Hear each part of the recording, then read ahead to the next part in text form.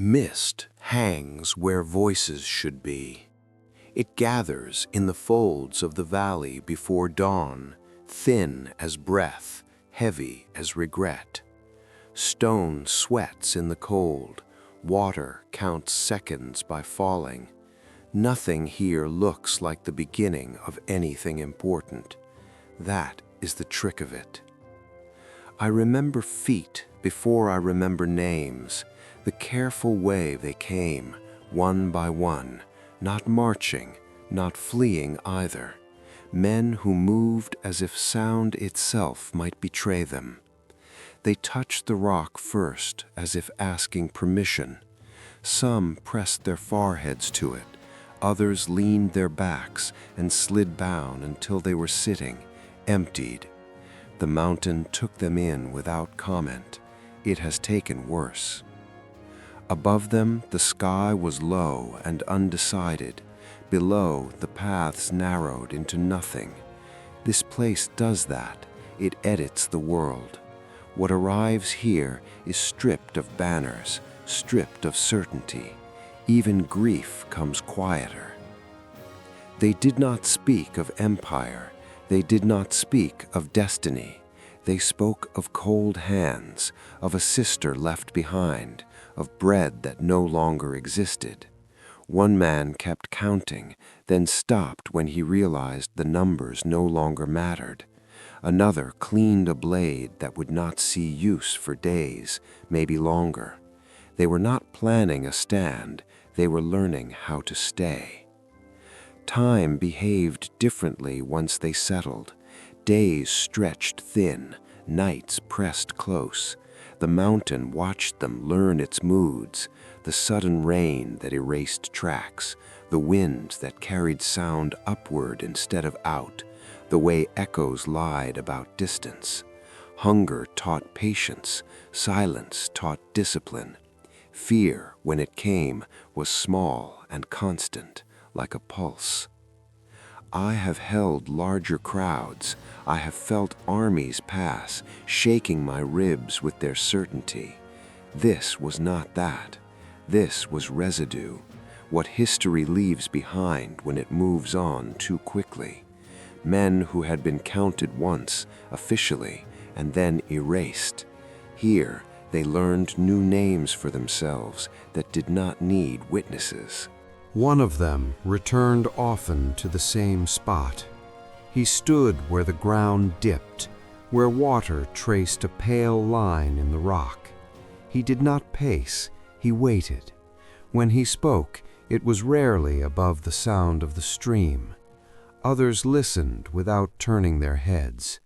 Leadership arrived without announcement, the way weather does. From time to time, someone would look out, past the trees, as if expecting the world to remember them. Nothing came. The quiet was complete enough to feel deliberate. That unsettled them more than pursuit would have. Being ignored is a different kind of pressure. It convinces you that disappearance has already happened. They made small choices that felt unimportant. Where to store what little iron they had, which path to erase last, when to let the fire go out before dawn. These decisions left marks I still carry, not scars, impressions. The mountain does not forget weight. Once, in the dark, someone laughed. It startled them all. The sound broke against stone and came back altered, thinner, almost ashamed. No one joined in.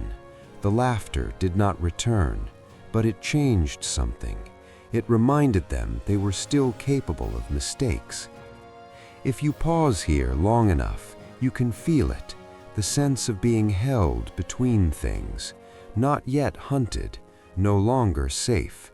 The valley breathing, patient, waiting for attention it has learned not to expect. History prefers noise. It prefers declarations and endings. What began here did neither. It stayed low. It learned the shape of shadow. and as the days accumulated without answer, the quiet itself began to lean forward, as if something had finally noticed. When the first word arrived from below, it did not sound like a threat. It sounded administrative, a rumor carried badly, bent by distance and trees. Someone had decided something somewhere else. That was all. Decisions made far away always arrive like that, thin, unimpressive, wearing the clothes of inevitability.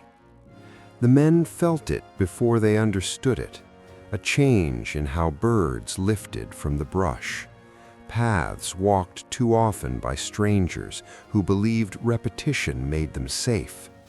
The valley has a way of translating intent into pressure. It does not shout, it tightens. They did not rush to meet it. Urgency was a luxury they could not afford. Instead, they adjusted, small movements. A camp shifted 10 paces higher. Fires moved where smoke would fold into rock. Food was counted again and then counted wrong on purpose to see who noticed. The mountain watched them learn each other's habits the way it watches water learn stone. The man who waited by the stream stopped waiting. He began walking the edges instead, alone. He listened more than he looked. Sound here tells the truth first. Footfalls betray confidence. Confidence is loud. Below, the world was still convinced of its size. Orders traveled downhill with the expectation of compliance. No one imagined resistance where numbers could not assemble properly. Maps flattened what should never have been flattened. Lines were drawn where lines refused to exist. Up here, no one talked about that. They talked about weather, about how long fog would lift once it commits, about which stones shift if stepped on twice. Knowledge was becoming currency. Those who had nothing else to offer offered memory, a bend in a trail, a place where the ground lies. At night, sleep came unevenly. Dreams did not bother with coherence. Faces appeared without context, said nothing, vanished. Some woke angry at the dark for giving them back what they had worked to forget. Others woke calm, which worried them more. I felt them testing me then, pressing hands into fissures, leaning weight against inclines that had never promised to hold.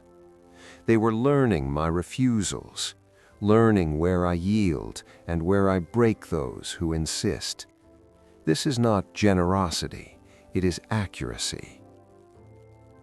Once, a voice carried up from far below, measured, practiced, shaped for obedience. It did not belong here. Words climbed and lost their order, stripped of certainty as they rose. When the sound reached the men, it arrived already tired. They listened without answering. Silence, used correctly, is not passive. It makes demands. No banners came into view, no drums, just the idea of movement, slowly gaining mass. The valley accepted that idea and began to prepare in ways no one directed. Loose stone shifted at the suggestion of vibration. Water darkened with stirred silt. Narrow places felt narrower. Someone asked the waiting man a question he did not answer. He nodded once, then shook his head, then turned away. Agreement and refusal are sometimes the same gesture, depending on where you stand. There was a moment, brief, nearly missed, when retreat was still possible. Paths existed that led elsewhere, thinner, harder, but open. The mountain did not close them. It never does. It only makes the cost visible. No one took them. Instead, they stayed, and adjusted again, as if the act of remaining were a skill to be refined. The quiet thickened, not empty now, intentional, the kind that gathers weight without sound. From below, the pressure continued to rise, certain of its eventual success. From above, nothing moved quickly enough to be called preparation. That was the mistake. The valley understands patience better than ambition ever has, and it had begun, slowly, to lean. The first bodies arrived before the first clash. Not fallen, arrived. Men pressed too close together where closeness had never been invited. Their weight pooled in the narrow places, testing angles that do not forgive. Breath thickened. Metal clicked against stone. I felt the difference immediately. Crowds behave differently when they believe themselves protected by numbers. They stop listening. Sound came up in fragments. Orders broke apart as they climbed.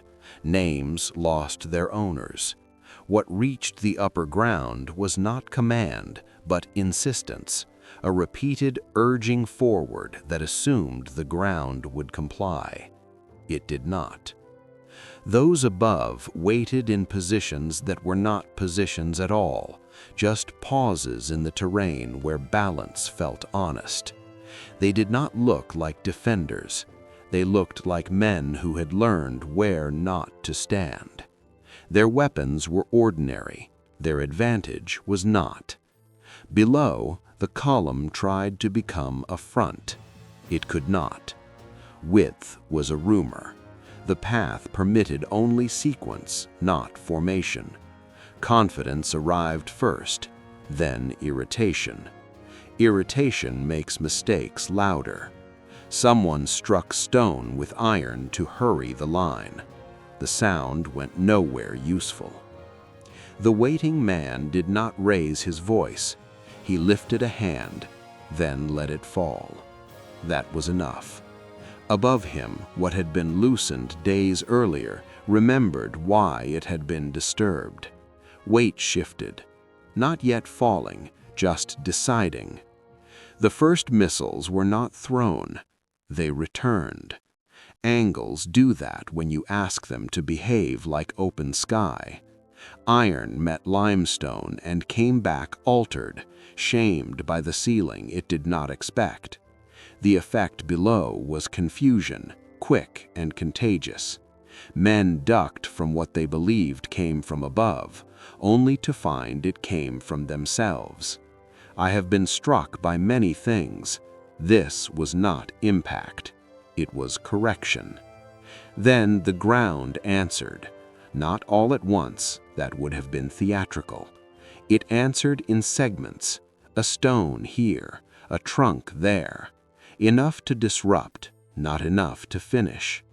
Panic prefers escalation. The men below provided it willingly.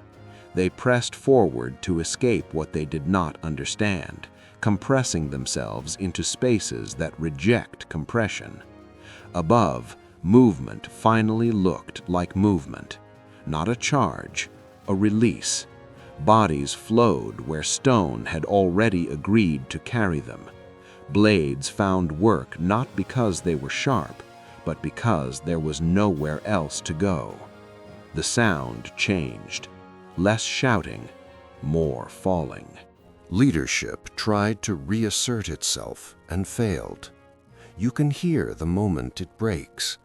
It sounds like pleading disguised as authority. The column bent, then kinked. Those at the front discovered they were alone. Those at the rear discovered they were trapped by the idea of progress. I did not feel triumph. That is not a sensation I hold. What I felt was alignment, pressure meeting resistance in a way that resolved into motion, water finding a faster route, gravity remembering its preference. One man went down near the stream, face first, surprised by the slickness of a place he had not looked at closely. Another tried to turn a horse where turning is an insult. The animal fell without drama, taking certainty with it. A standard disappeared. No one noticed immediately. When they did, it was already too late to retrieve the meaning attached to it. Above, the waiting man moved for the first time with urgency. He did not pursue, he pointed. The gesture redirected violence the way a channel redirects water. It became efficient. It became quiet. I held what followed without judgment. Bodies settle quickly when given instruction. Sound thins. The valley exhales. From below, those who could still move learned the difference between escape and retreat. One leads somewhere, the other simply leaves. They chose leaving, and as they did, the pressure that had been rising did not vanish. It slid.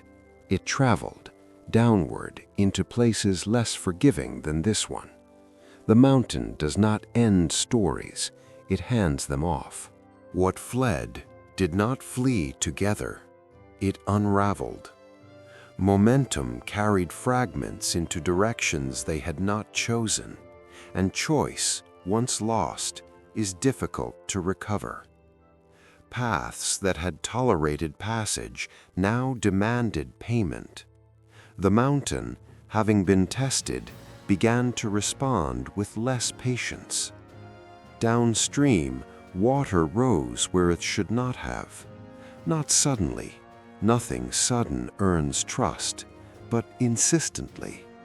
Banks softened. Footing lied.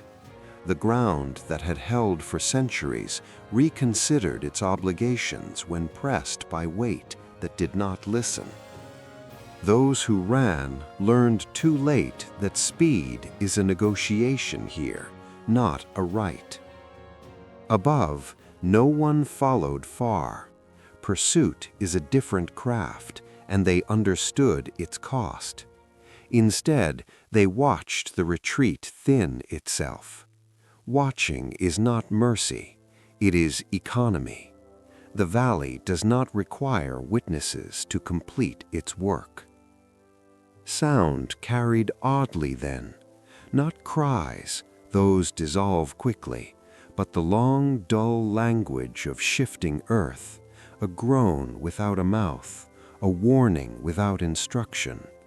Some heard it and stopped, others heard it and hurried. Both responses were wrong in their own ways. I have known collapse that announces itself with spectacle. This was not that. It began as a suggestion, a line of rock deciding to be something else. Moisture had been working for days, weeks, years. The added burden was simply permission. When the slope finally gave, it did so with indifference, not anger. Indifference is heavier. Those caught did not have time to understand. Understanding requires distance. What moved was not just stone, but the idea of stability. It slid, folded, buried. The river choked and climbed, confused by the sudden abundance of debris and bodies. Water is honest. When blocked, it makes new claims. Later, those who survived would tell it as punishment or miracle, depending on what they needed the story to do.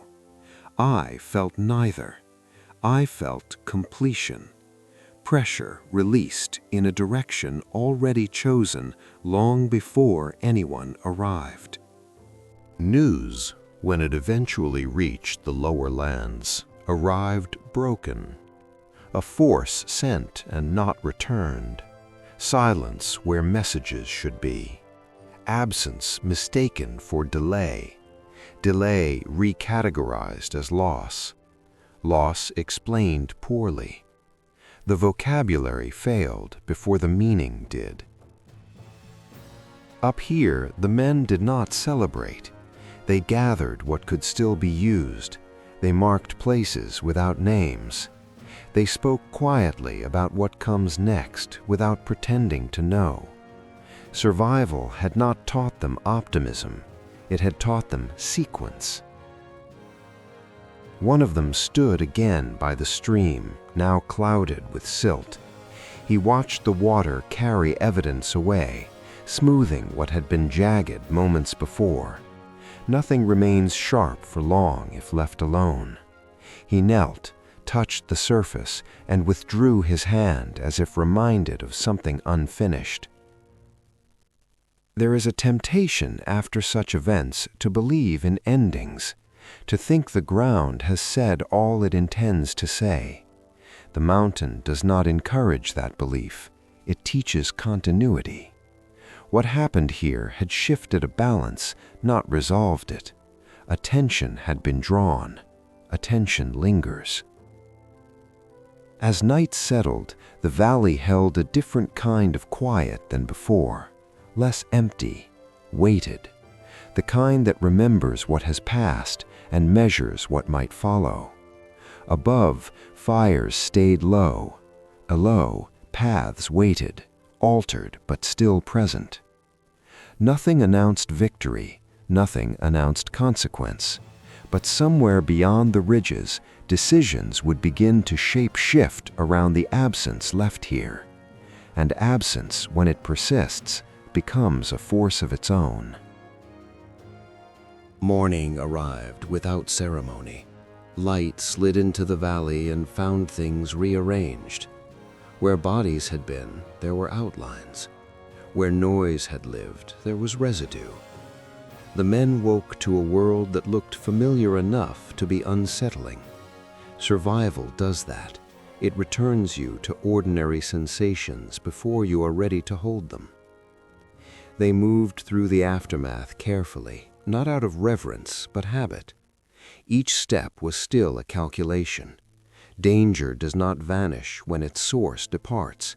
It lingers in assumptions. They checked each other for wounds that had gone unnoticed in the compression of hours. Some injuries only speak when quiet gives them permission. No one counted the dead. Counting would have implied ownership. What had happened belonged to the valley now. They took what was usable and left the rest where it lay, already learning the discipline of letting history keep its own records. Below, the routes that once led confidently outward now felt provisional. Travel requires belief in continuity, and continuity had been interrupted. Those who might have returned with force would first have to explain what had vanished. Explanations take time. Time stretches differently when it is filled with doubt. Up here, something subtle shifted. Not celebration, never that, but posture. Backs straightened without intention. Conversations lengthened by a sentence or two. The idea of permanence, long avoided, began to brush against thought. It was uncomfortable. Permanence demands responsibility. The waiting man no longer waited alone. Others joined him at the stream, not for counsel exactly, but for alignment.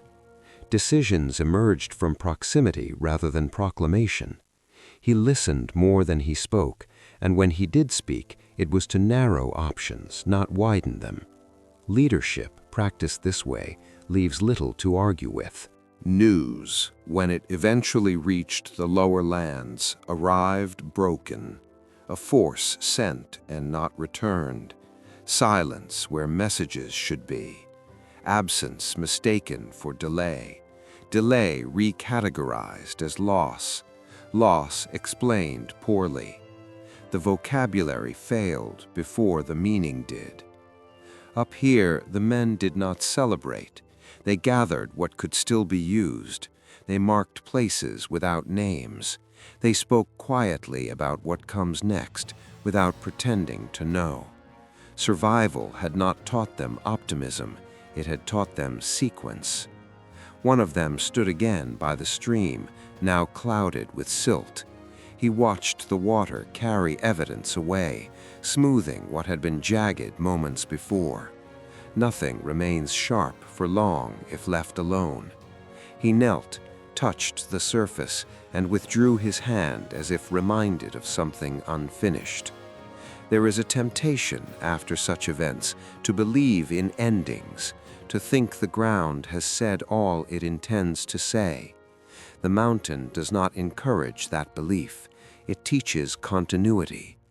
What happened here had shifted a balance, not resolved it. A tension had been drawn. A tension lingers. As night settled, the valley held a different kind of quiet than before, less empty, weighted, the kind that remembers what has passed and measures what might follow. Above, fires stayed low. Below, paths waited, altered but still present. Nothing announced victory, nothing announced consequence, but somewhere beyond the ridges, decisions would begin to shape around the absence left here. And absence, when it persists, becomes a force of its own. Seasons do not acknowledge significance. They arrived as they always had, indifferent to what had been decided in stone and silence. Rain returned. Fog rehearsed its old routes. Snow tested the men's memory of paths that no longer looked the same. What had changed was not the mountain, but the way it was inhabited. They stayed. Not all of them, not always. Some left to see what remained beyond the ridges, to test whether absence had settled into fact. They came back quieter than before, carrying news that did not yet know how to name itself. Roads still existed, authority still spoke, but something in the tone had shifted. Confidence now included questions it did not admit to asking. Up here, life took on a rhythm that did not announce ambition. Shelters multiplied modestly. Lookouts learned to recognize the difference between weather and movement. Children appeared where none had been before, their presence both comfort and burden. Continuation makes demands victories never do. The man who had waited by the stream grew older in ways that did not show on his face. Decisions weigh more than years. He was no longer a figure defined by refusal alone. People came to him with disputes that had nothing to do with survival, land, promises, grievances carried forward before the world narrowed. He listened, and the listening itself became structure. No proclamation marked what others would later call a beginning. There was no moment when they decided to become something more than they were. They simply behaved as if tomorrow mattered, and then proved it by preparing for it. Identity emerged the way paths do, by repeated use, not declaration. Far away, explanations hardened into doctrine. Loss was reframed, terrain blamed, weather indicted. Attention moved on, relieved to find reasons that did not require return. Empires survive by deciding what not to notice. The ridges receded from maps into margins, annotated briefly, and then ignored. That neglect was not peace, but it was space. Space enough to build habits. Space enough to remember names without whispering them. Space enough for time to accumulate without being erased at the end of each day. Once, during a long winter, someone asked whether what they had done would matter. The question was not rhetorical, it was tired. The answer, when it came, was equally tired. It already has. Not because of what was stopped, but because of what was allowed to continue. I felt them change then, not into conquerors or saints, but into something more dangerous to forget, a reference point. Others would arrive later, carrying stories that bent toward this place, whether they intended them to or not. They would stand where the ground dips and feel something they could not immediately translate. I hold no monuments. Stone is already enough of one. What remains here is alignment, human choice settling into geography, consequence choosing patience over spectacle. The valley did not save them, it offered terms. They learned how to accept without surrendering. Even now, when the mist gathers and sound thins, there is a sense of held breath, not waiting for return, but remembering that return was once assumed. Assumptions are fragile things. Break them quietly, and the echo lasts longer. Nothing here insists on being remembered. That is why it is.